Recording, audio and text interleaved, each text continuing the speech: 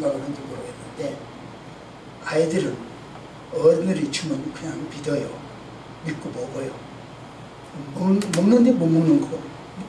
엄마가 주고 오빠가 주고 형이 주니까 믿고 먹었는데 못 먹을 거, 아이 입장에서 못 먹을 거라는 거죠. 그 반응을 보여주고. 지금 여러분, 제가 여러분에게 말씀을 주었을 때 믿고 잡수시오. 못 믿고 잡수시오.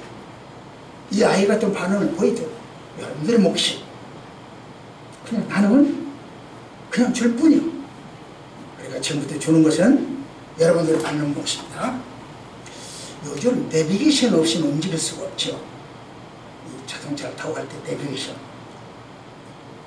이 도로 목적지까지 잘 안내해주는 것도 물론인 거지만 도로 형편도 장애물도 구겨진 것도 뭐 폭패인 것도 그 서행 언덕이 있는 것도 다 이런 정보를 제공해주고 과속한다 그런 것 같이 다 알려주잖아요. 많은 정보를 제공해주기 때문에 내비게이션 없이 못 다녀요. 이처럼 주행에 내비게이션이 필요하듯이 우리가 천국 가는데도 내비게이션이 있어야 돼요. 나침판이 있어야 돼요. 신앙생활에도 지도가 있어야 돼요. 그런데 이 지도나 나침판은 요즘 국회의원들 뭐 어쩌고 북한이 와서 무인기가 와서 어쩌고 저쩌고 하면서 독특법을 아는 사람은 금방 나온다 어쩐다 그러더라고요. 저는 독특법을 몰라요. 못해서 안 해서 모르는데 이 지도나 저기는 나침반 뭐 이런 것들은 배우지 아니하면 곤란하죠. 꼭 배워야 되죠. 그러나 내비게이션은 배울 필요 없어. 그냥 거기 입력된 정보가 흘러나오는 대로 믿고 따라가기만 하면 돼. 그것이 바로 우리가 가지고 있는 내비게이션이에요. 천국 갈 때도 좋은 내비게이션이 있어야 믿고 따라가면 돼. 여러분들이 천국을 가는 출발 장소가 저 안녕하지 집사처럼 저 엄마처럼 엄마 뱃속에서부터 모태신앙으로부터 출발한 사람도 있고 저는 초등학교 4학년 때부터 출발을 했어요. 그리고 여러분들은 언제 출발했는지 몰라. 천국을 향한 가는 그 길이. 그런데 2023년 오늘 현재까지 모두 똑같이 걸어가고 있어요. 향후 얼마나 더 가게 될지는 몰라요. 오늘이 종착역일 수도 있고 내일이나 그 후에까지도 종착역이 아니고 달려갈 수도 있겠죠. 하지만 실시간으로 안내하는 내비게이션을 준비하고 그것을 믿고 따라가면 23년도 종착역까지 12월 31일 종착역까지 무사히 갈 수 있습니다. 그래서 천국 가는 내비게이션을 준비하자 이런 이야기입니다. 그 내비게이션이 뭐요? 천국 가는 내비게이션이 어떤 거요? 그게 바로 신앙생활의 기준이 되는 우리가 천국하고 신앙생활하는 기준이 되는 사도신경입니다. 저는 그렇게 말씀을 드립니다.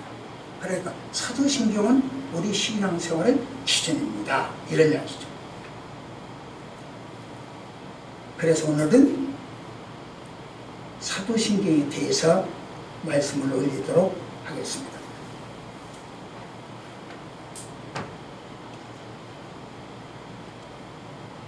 시작. 사도신경이 뭐요? 왜 그렇게 중요하게 생각하십니까?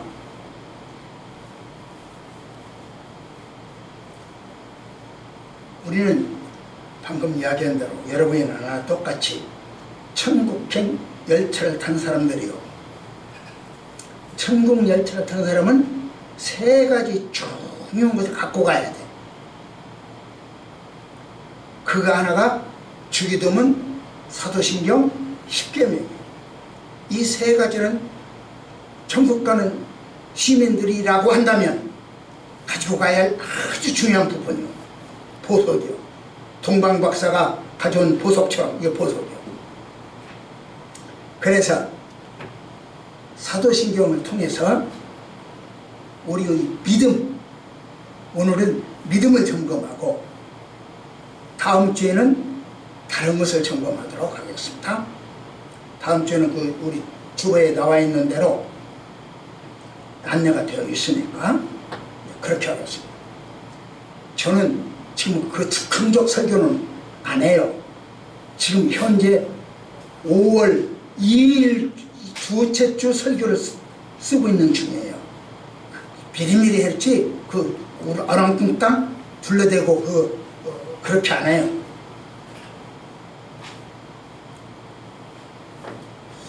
어쩌하나요?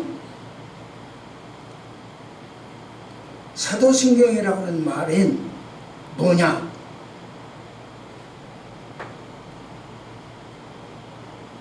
우리의 신앙의 근본, 진리를 가장 잘 나타내는 우리의 고백이요. 하나님, 예수님, 성령님을 믿습니다. 그 사도신경이요. 나는 하나님을 믿습니다. 나는 예수님을 믿습니다. 나는 성령님을 믿습니다. 그 세 가지 고백이요. 그 중에 한 가지만 빠져도 잘못된 신앙이에요. 그럼 사도신경이 뭐요? 이 말을 이해할 수 있기 위해서 이해하는 도움이 되어지도록 제자와 사도라고 하는 말을 먼저 구분해 봅시다. 사도신경을 이해하기 위하여 제자가 뭐냐, 사도가 뭐냐, 그걸 구분을 먼저 해야 돼요. 제자라고 하는 것은 예수님이 베드로, 야고보, 요한, 안드레 이리 와. 예, 알았어요. 왔어. 왔더니 어쩌고 저쩌고 가르치기도 하고 삶으로 가르치기도 하고 열심히 가르쳤어요. 그게 제자예요. 이리 온나 공부하자, 가르쳐줘. 이게 제자예요. 그러면 사도는 뭐냐? 사도는 내가 이제 열심히 배웠어. 배웠으니까 가서 전해라. 세상에 나가서 전해라. 그러니까 예, 알았어요. 가서 전해. 어떤 사람들은 남의 교회에 가서 쓸만한 사람들 살짝 쏙닥 하고 뒤통수 치고 그래가지고 빼가기도 하죠. 그건 사도가 아니고, 그건 전하는 것이 아니고 도둑놈이고. 사도는 예수님한테 배워서, 그건 제자죠. 배운 건 제자죠. 배워서 그걸 가지고 나가서 예수님 하라는 대로 전해주면 그게 사도야. 따라서 여러분은 예수님이 나를 통해서 여러분에게 알려주시면 여러분은 그걸 가지고 다른 데 가서 전하면 그것이 여러분의 사도적 역할을 하는 거예요. 그러니까 여러분들은 제자 역할도 하고 사도 역할도 하고, 나도 제자 역할도 하고 사도 역할도 하고. 그렇다면 이제 사도와 제자는 구분이 됐죠. 그렇다면 신경이란 뭔 말이냐? 사도신경, 신경이란 뭔 말이냐? 신경이라고 한 말은 신조, 고백, 믿음 다 똑같은 말이에요. 같은 의미. 오늘날 학습이나 세례를 받을 때는 반드시 고백을 하고 암송을 하죠. 그런데 그럼 목사님, 이 사도신경이라고 하는 말이 사도들이 고백한 거예요? 이렇게 질문할 수가 있습니다. 성경에서 말하는 구원에 관한, 구원에 대한 원리를 가장 잘 집약, 엑기스 뽑아낸 것이 사도신경. 그래서 그 엑기스라고 생각하면 성경 꽉 짜서 엑기스, 구원받는데 꽉 짜서 엑기스, 그게 바로 사도신경. 사도들은 누구한테 복음을 전해도 꽉 짜서 엑기스를 전했어요. 그리고 하나님한테 그 엑기스를 고백을 했어요. 그래서 사도들의 고백을 모체로 해서 성경이 말하는 구원을 가장 함축적으로 요약한 고백서가 사도신경입니다. 그렇기 때문에 사도신경은 우리 신앙생활에 가장 필수적이고 필요하고 꼭 알아야 할 겁니다. 그러면 사도신경 내용이 뭐요? 어떻게 생겼어요? 그렇게 꼭 필요하고 귀하다면 사도신경 내용이 뭐요? 또 했나? 자, 다 같이 시작.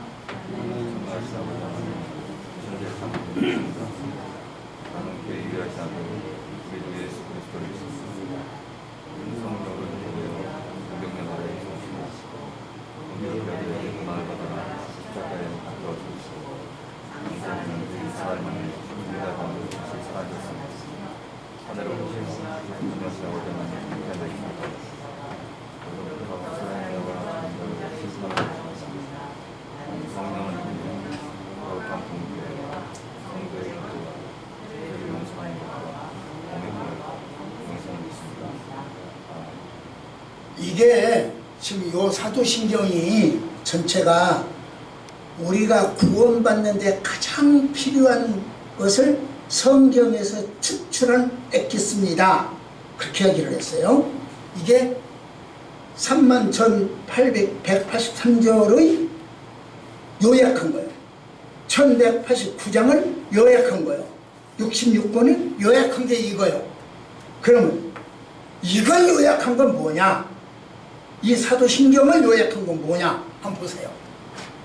나는 전능하신 하나님 아버지 천지 창조주를 믿습니다. 두 번째로 나는 그의 유일하신 아들 예수 그리스도를 믿습니다. 그 다음에 여기 와서 나는 성령을 믿습니다. 이 세 가지. 이거 다 요약해놓으면 세 가지. 그러니까 사도신경을 고백한다. 그 이야기는 나는 하나님을 믿습니다. 나는 예수님을 믿습니다. 나는 성령님을 믿습니다. 그 말이요. 근데 사도신경을 고백 안 한다? 그 세 가지를 고백하지 않겠다. 그런 뜻이고.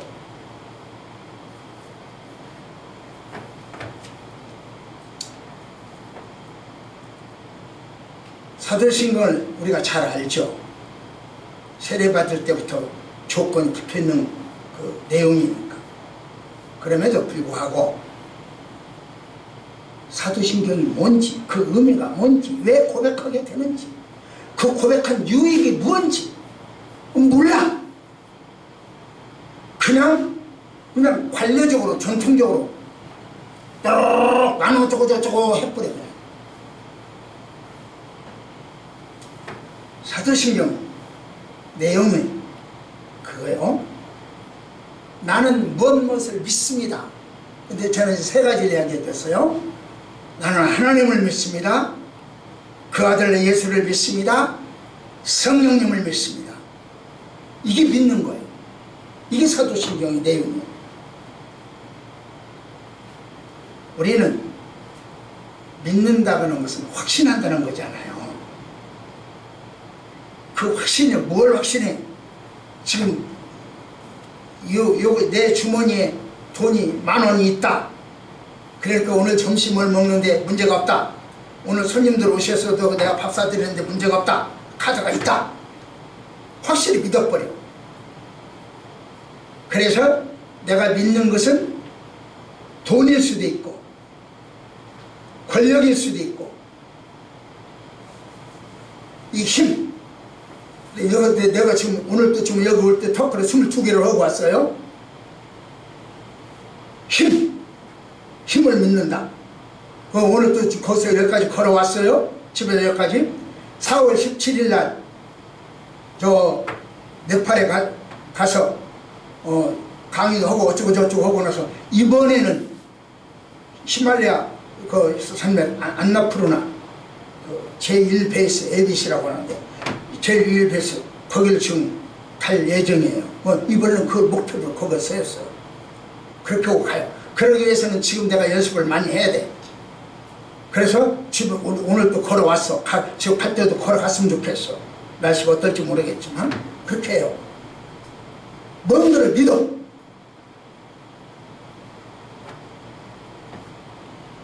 너만 믿는다.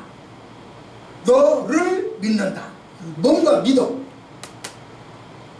그런데 믿는다고 하면서도요, 실제로는 잘 안 믿어지는 경우가 많더라고요. 며칠 전에 저기 안녕한 집사가 지 아들 초등학교 1학년이잖아요. 그럼 보고 하는 소리가, 엄마는 네가 이것을 잘할 수 있다고 믿어. 그러더라고요. 녀석이 뭐라고 대답했겠어요?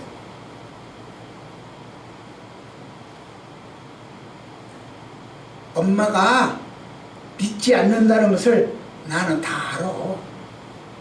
그렇게 대답하더라고요.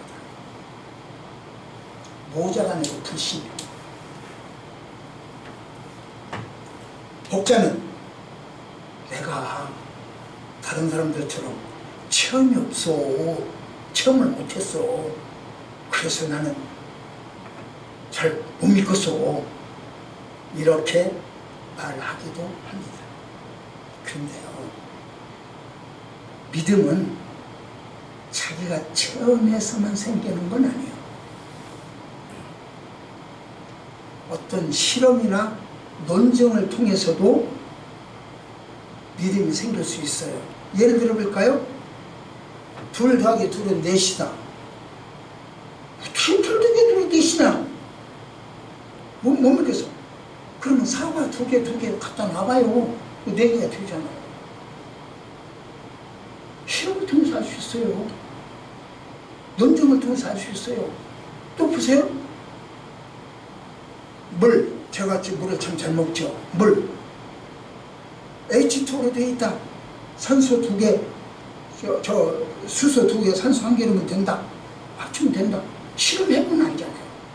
믿음은 내가 체험을 안 했어도 실험을 통해서 알 수 있다니까요. 그 믿음이 나올 수 있다니까요. 믿음은요, 사람들의 권위를, 다른 사람들의 권위를 인정해 줌으로써 믿음이 생길 수가 있어요.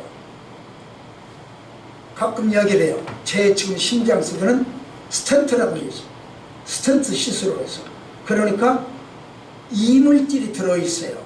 하나님이 창조하신 게 아니고 이물질, 사람이 만든 어떤 것이 제 몸속에 들어있어요. 저는 그 모양이 어떻게 있는지 몰라. 뭘 만들었는지도 몰라. 차관 들어가 있어. 병을 치료하려면 의사의 말을 믿어야 돼요. 그것처럼 종교적 믿음에도 생명을 바치는 믿음이 필요해요. 그게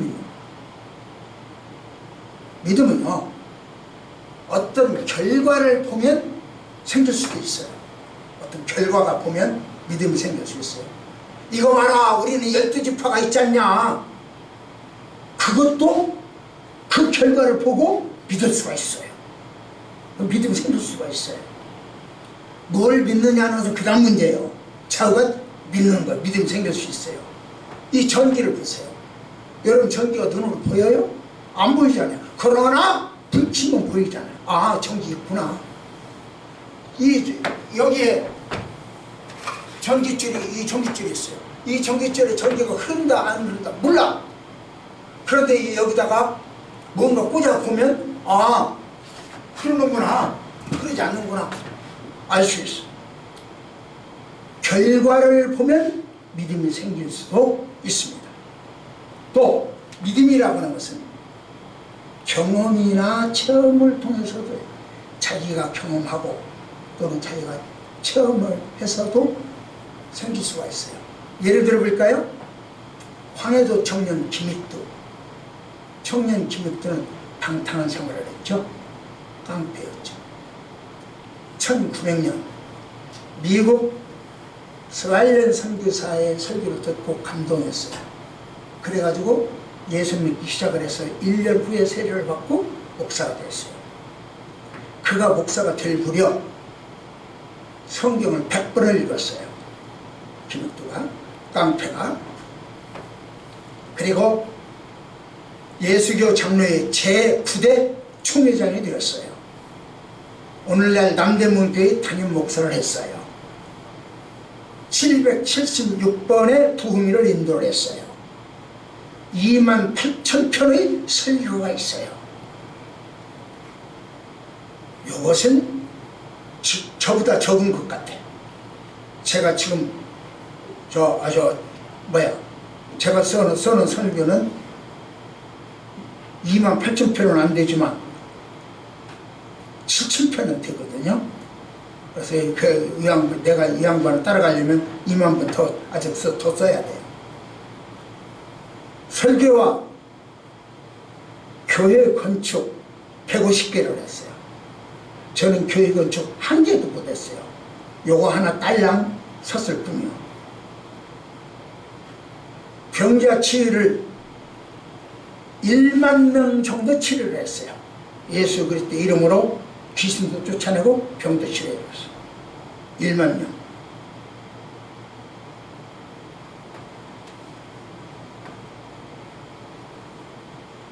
그는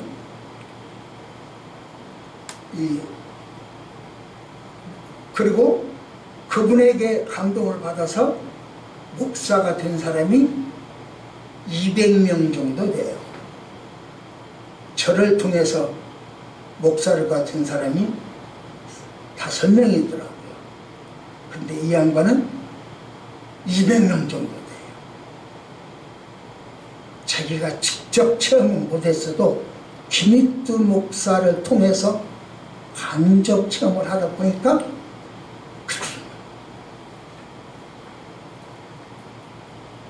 김익두는 1950년 10월 14일 자기 성도들 한 50여 명과 함께 새벽 기도를 하는데 공산군이 쳐들어와 가지고 총살당했습니다.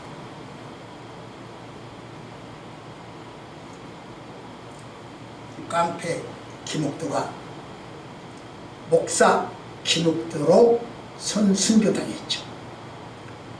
그의 변화를 간접적으로 체험해도 하나님에 대한 믿음이 생길 수 있습니다.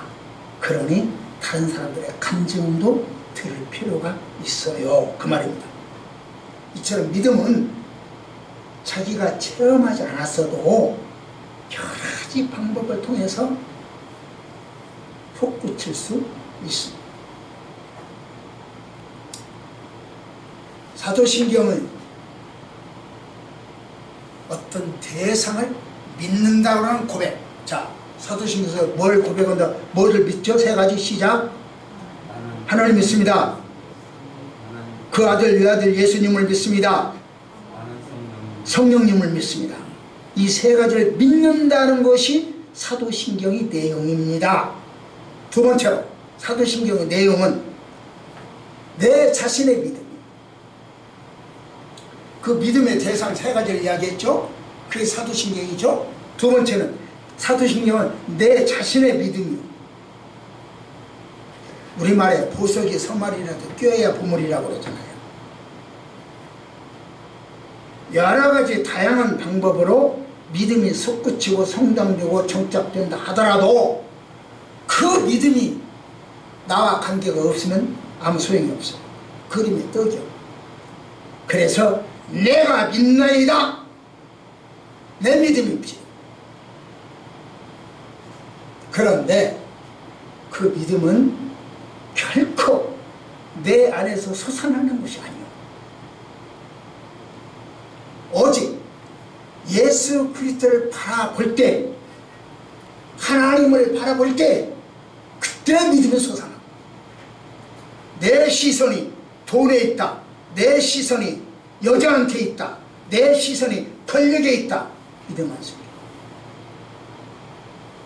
내 시선이 예수에게 있다. 믿음이 생겨. 내 시선이 하나님에게 있다. 그때 믿음이 생겨. 내 시선이 사람에게 있다. 그러면 사람에 대한 믿음이 생겨요. 돈에 대한 믿음이 생겨요. 하나님에 대한 믿음은 안 생겨요. 그러니까 내가 잘 믿는 것 같지만 하나님에 대한 믿음을 갖지 않고 사람에 대한 믿음만. 그 주의 이단 교주들이 교주를 바라보면 그 사람은 잘 믿는 것 같지만 교주를 바라보는 것이지 하나님을 바라보는 게 아니라. 히브리서 11장 6절 이렇게 이야기합니다. 시작.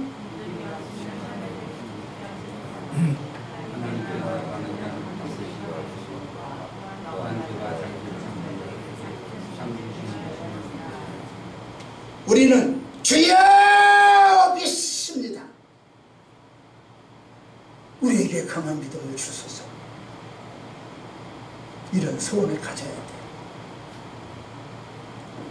교회 나오면서도요, 꼬타리 잡으러 나오는 거. 오늘은 뭐 하나 녹음을 해야지. 오늘은 뭐 하나 찍어야지. 오늘은 뭐 하나 써야지. 그 믿음 안 생겨요.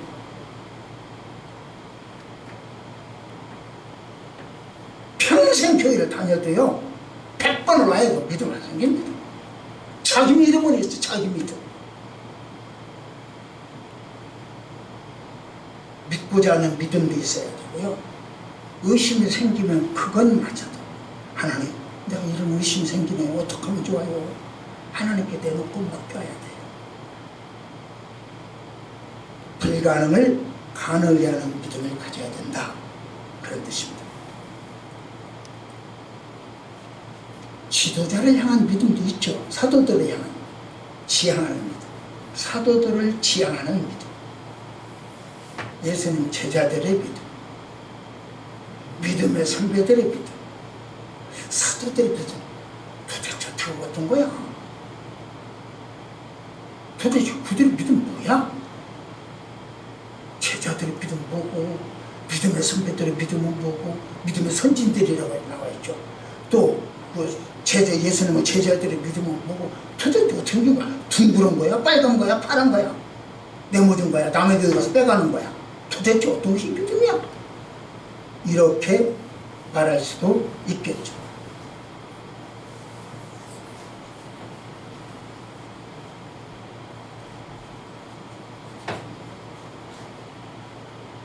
사도신경을 믿는 믿음이, 사도신경의 믿음이 믿음이에요.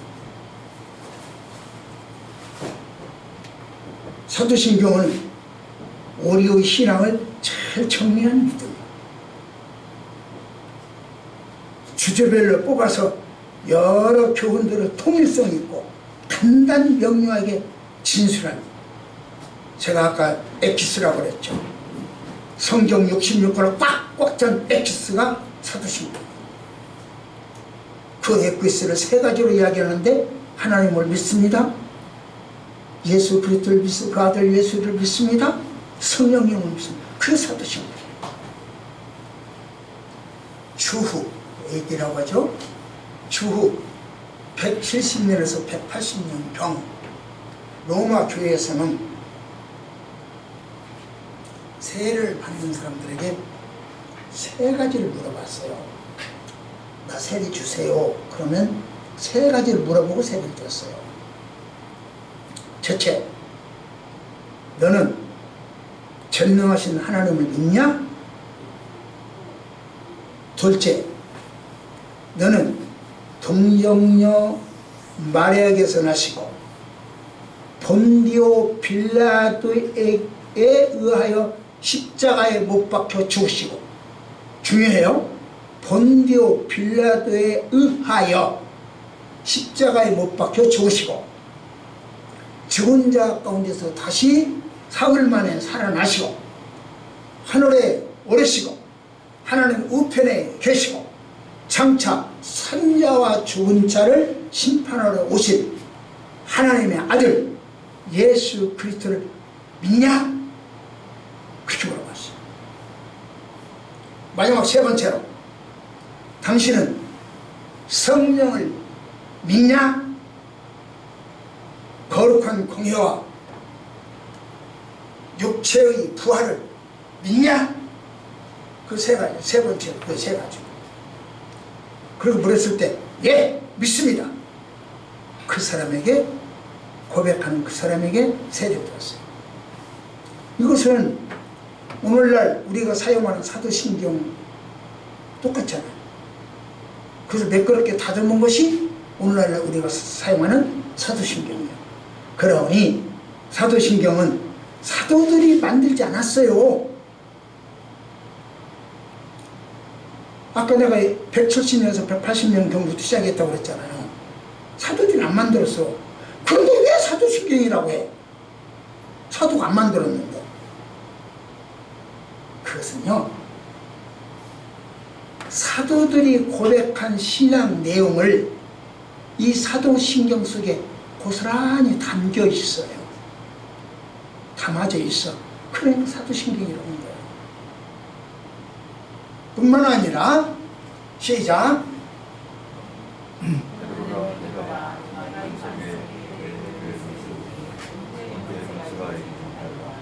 이 예수님의 말씀이 사도신경이 있다는 거죠. 또 시작.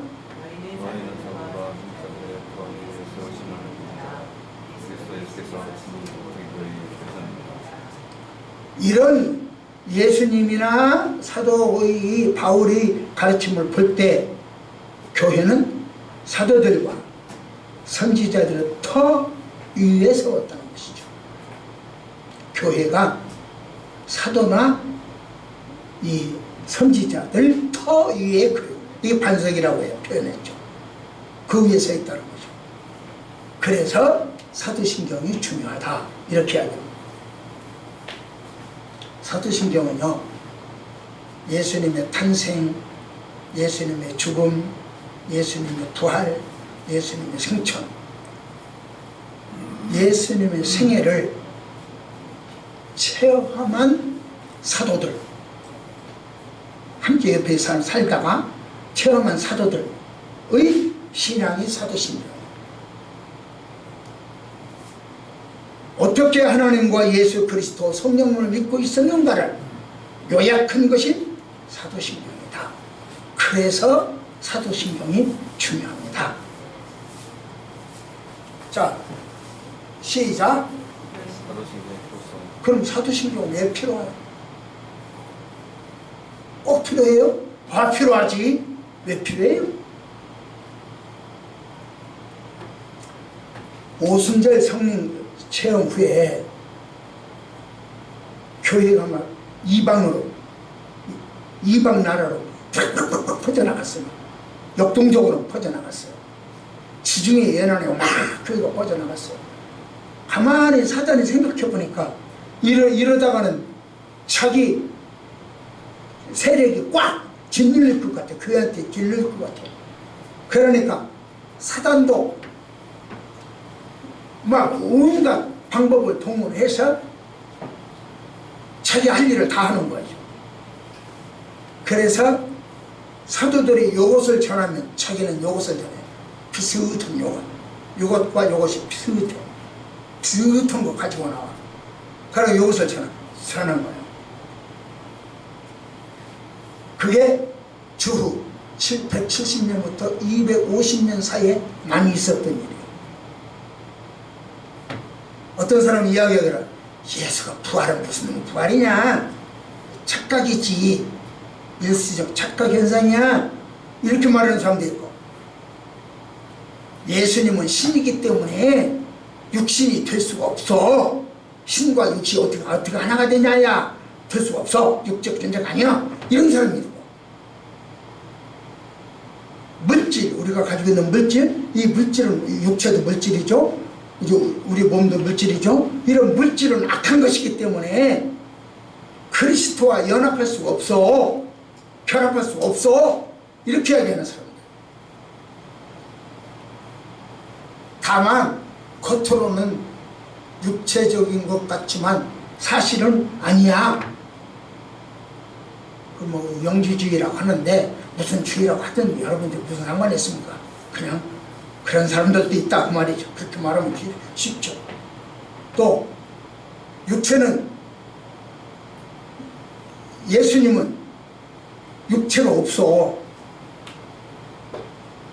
그렇기 때문에, 육체가 없기 때문에 죽지도 않았어. 이렇게 말하는 사람, 말씀은 주의라고 해요. 그런데 그렇게 무슨 주의, 여러분들 내가 이야기를 하는군요. 쉽게 그냥 넘어가려고. 근데 이렇게 다양하게 말하는 사람이 있었다 그 말이에요. 이단들이 그랬어요. 그런 이단들은 오늘날 우리나라 이단이 많은데 오늘날만 생긴 것이 아니라 그 당시에도 이미 그랬습니다. 그런 이야기입니다.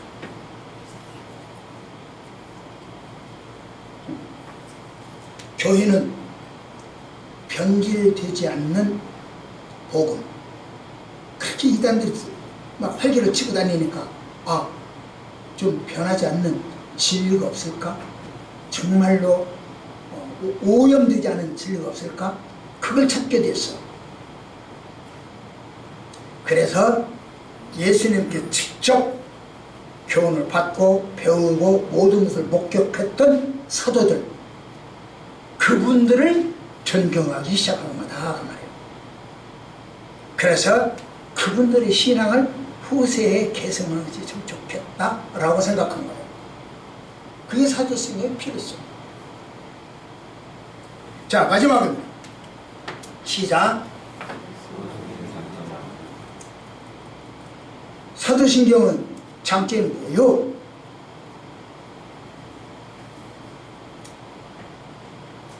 제가 아까 이야기했죠. 크게 세 가지를 놓고, 첫째 뭐죠? 하나님에 대해서, 전능하신 하나님, 천지창조자 하나님, 우리 아버지이신 하나님, 뭐 이렇게. 둘 번째 뭐죠? 예수 그리스도에 의해서 성령님을 잉태했고 십자가에 못 박혀 죽으셨고 다시 사셨고 승천하셨고 다시 오실 예수님이다, 이런 고백. 마지막 세 번째가 뭐죠? 성령님이요. 거룩한 공회, 성도의 교제, 사죄, 부활, 영생에 대한 고백이 바로 성령님에 대한 고백이에요. 이 세 가지. 그렇기 때문에 사도신경, 우리 신앙을 둥글둥글 뭉쳐놓으면 그 세 가지가 있어요. 그 세 가지가 어디에 들어있냐? 사도신경 속에 들어있어. 그래서 사도신경은 기독교 교리를 감추려 놓은 거다, 엑기스다, 이렇게 하죠. 인간으로 고백할 수 있는 최고의 고백이다, 이렇게 말해요. 그런데 어떤 이단에서는 야 임마 사도신경 하지마, 그건 가짜야, 그런 데가 있어요. 왜 사도신경을 못할까? 임마 사도신경 하지마, 그런 이단들도 있다니까요. 왜 못하게 하냐? 그 이유가 있어. 어떤 이유냐?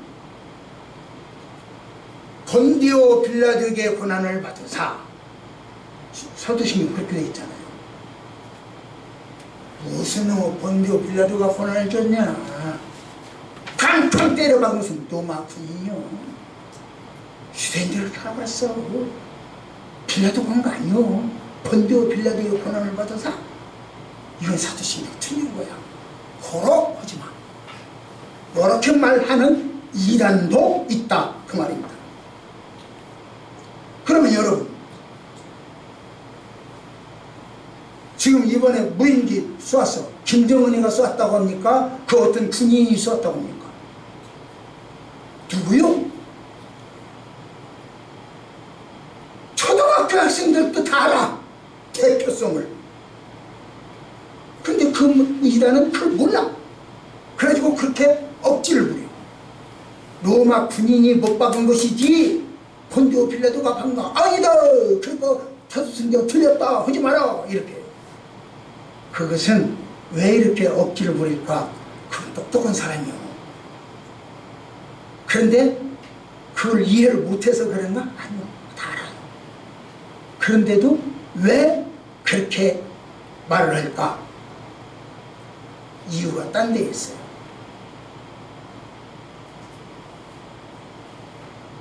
사도신경은 계속 내가 이야기해요. 하나님을 믿습니다. 아들을 믿습니다. 성령을 믿습니다. 이 세 가지요. 그런데 그 이단은 하나님을 믿습니다. 성령을 믿습니다. 예수를 믿습니다. 거기까지는 좋아.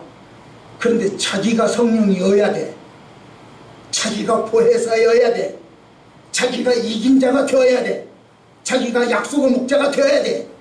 그러니까 성령이 뛰어들어가면 자기가 뛰어들어야 돼. 자리가 없어. 보혜사로서의 자리가 없어. 그러니까 하나님, 예수님, 성령님이 들어갈 자리가 없으니까 성령을 빼야 돼. 자기가 들어가야 하니까. 그래서 못하게. 그게 내면 세계예요. 겉으로 이야기와 내부 이야기가 다르다. 그 말이에요.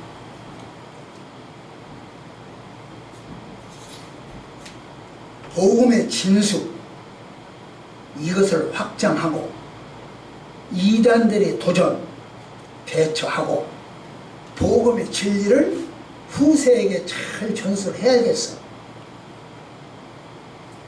그러기 위해서 성경의 주요한 내용을 간단하게 요약을 해야 되겠어. 그것이 바로 사도신경. 결론입니다.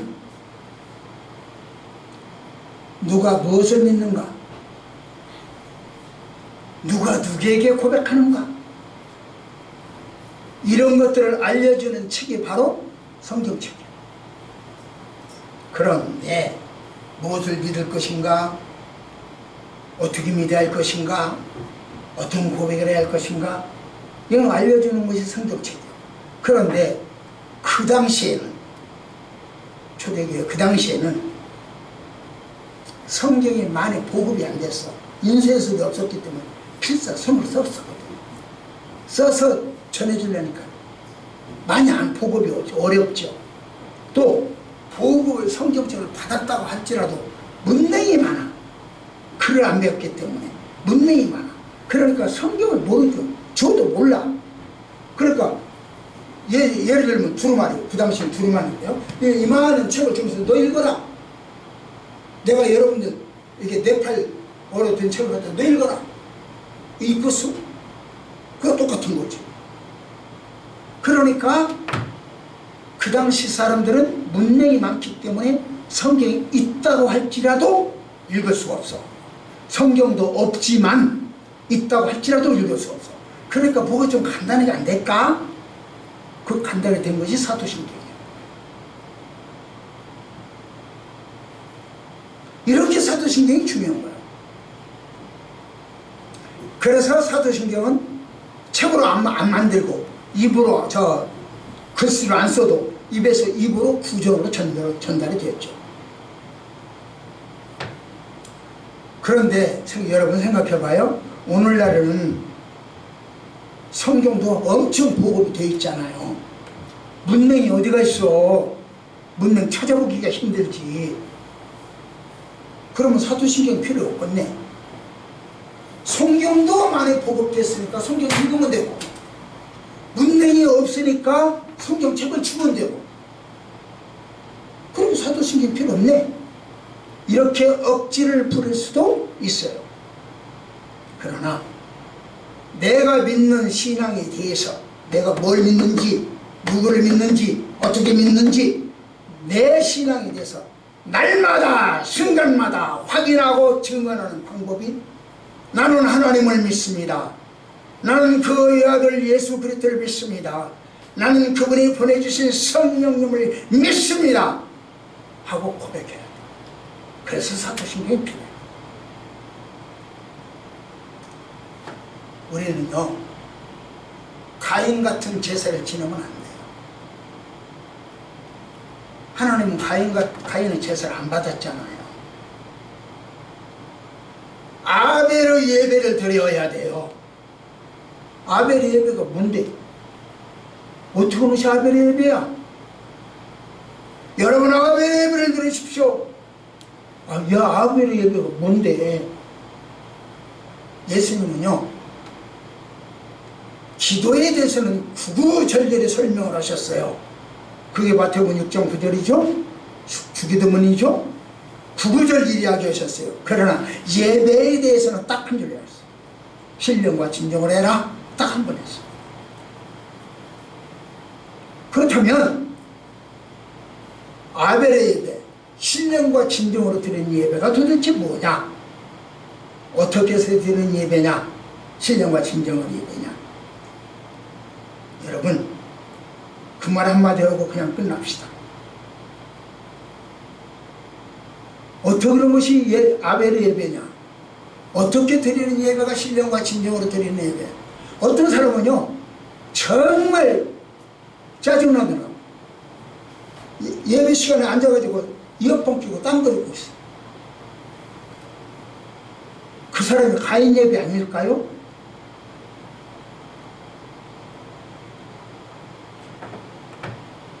신령과 진정으로 드리라고 하는 예배는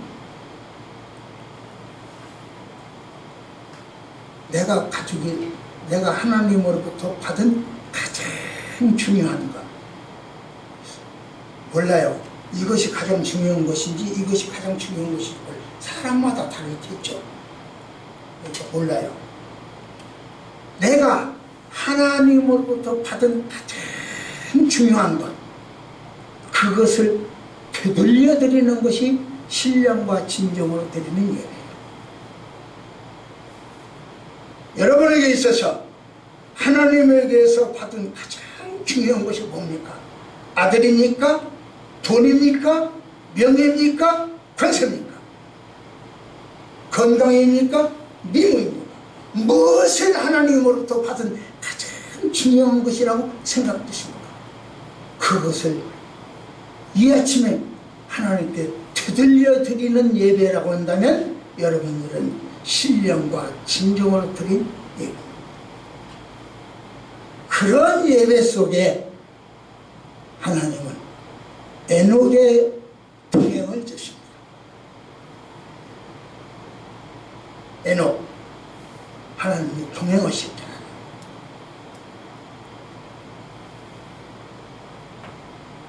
동행은요 나란히 같이 걸어가는 게 동행이죠. 제가 우리 손자하고 같이 가끔 산에 올라가요. 산에 올라갈 때 그러면 제가 이렇게 먹기 쑥쑥 나가겠습니까? 그 아이 발에 보드를 맞춰서 나가잖아요. 그 아이 따라가잖아요. 야, 아장 거기 가잖아요. 우리 하나님은요 나와 보폭을 맞추세요.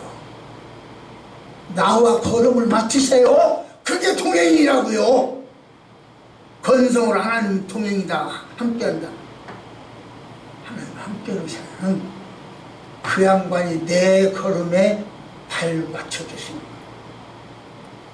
그래서 23년도 그분이 나의 발걸음을 따라와 주실 줄, 동행해 주실 줄 믿습니다. 기도하십시다. 하나님 아버지, 이 아침 드리는 예배가 신령과 진정으로 드리는 예배인지, 참으로 하나님을 만나고 싶어서 나온 예배인지, 헐뜯고 싸우고 주장하기 위해서 온 예배인지, 주님 이 자리를 기억하여 주셔서 하나님이 녹음해 주시고 하나님이 촬영해 주시고 멀지 않은 훗날 오늘의 이 일을 잘했다 칭찬할 수 있는 그날이 되어지도록 보살펴 주옵소서. 예수님 이름으로 간절히 기도드립니다. 아멘.